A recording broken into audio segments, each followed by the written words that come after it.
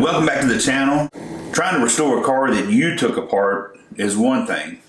Trying to restore a car that you didn't take apart is a whole nother ball game. I'm constantly running into parts that need to be repainted, things that I need to take apart and clean. And then you get into those things where, well, while I've gotten it out, I need to go ahead and do this. So we've got one of those things today.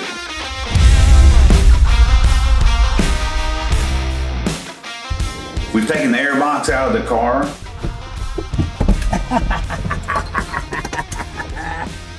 Yes. And while we've got it out, we need to go ahead and clean it out, find out what all's inside of it. Gross. Go ahead and check our heater core and evaporator core and see about getting those replaced. I started taking the heater box and stuff apart. So I've already taken the blower motor off. I've already taken the heater core out, and so far a whole bunch of mess has come out of it. There's another little pile of it out in the driveway, plenty more up in there where that came from. So we're gonna go ahead and try to get the evaporator core out too and clean this thing out. So here we go. A lot of people just end up kind of like cutting this out. That little oscillating Dremel tool was perfect for this job. It cut right through it. See if we can pry this up. The little blade cuts so hot, it kind of melts the plastic as it goes, and it like almost reseals itself back. Alright, now I can get that out. There we go. Whew, look at all that. Just think, that's what a lot of us are breathing, riding around in our cars with our AC on. Crazy, isn't it? And this thing may have been leaking some. They talk about when you see it matted up like that. This looks like, that looks like it's in great shape. The heater core does. I don't see, that looks like it might be fairly new. It's not even dirty. All right, I got it cut open, and we're gonna try to get it, rest of it kind of cleaned out, and get ready to put back together. Everything's nasty, bunch of leaves and mess all up in there. So my wife came out to the garage and started asking me some questions. I'm gonna do my best to interpret those for y'all. Did you have to cut that off? Oh crap, is that ruined now? Mm-hmm. Had to cut it to get the evaporator core out. So you have to replace that whole piece or something?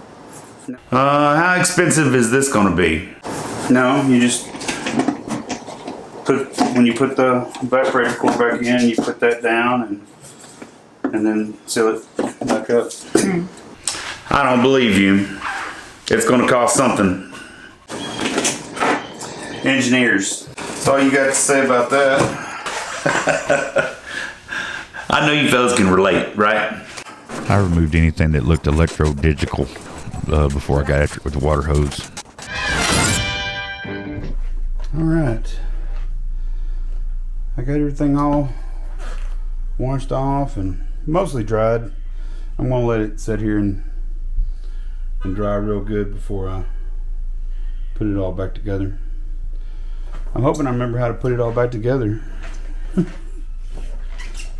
Everything on this car is kind of like that. I take things apart. It's not hard to take them apart, but remembering how they go back together, that seems to be the trick.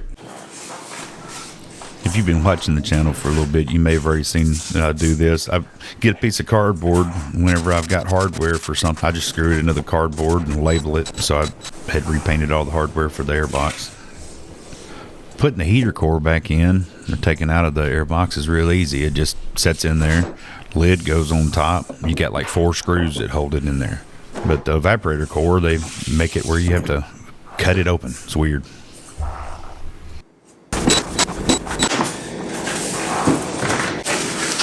It goes like that.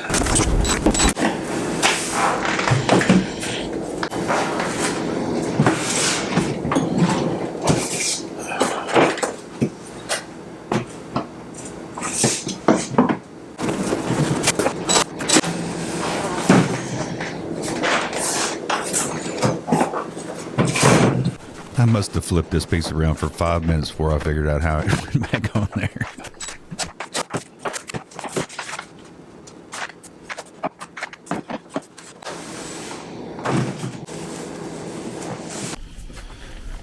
Alright, so kind of put the box back together. We're still waiting on the evaporator core, and then we'll get that all sealed back up.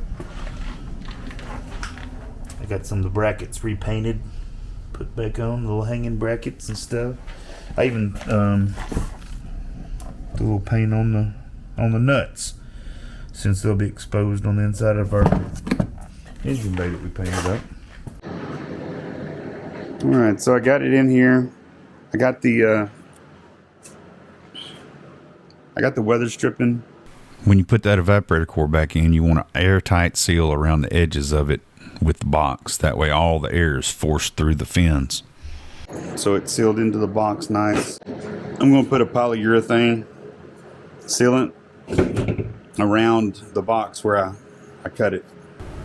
This stuff right here just makes a mess. It's worse than anti-seize as far as getting it everywhere once you open it. Alright, got it sealed up. I may try to clean up a little bit of the excess with my finger.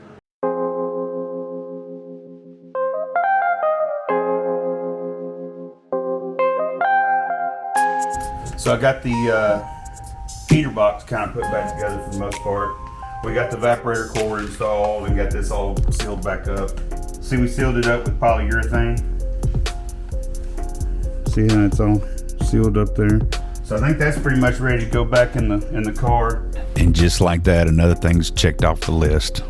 The Mustang's one step closer to running again. So if you like this video and like Mustang stuff, check out this video. Peace.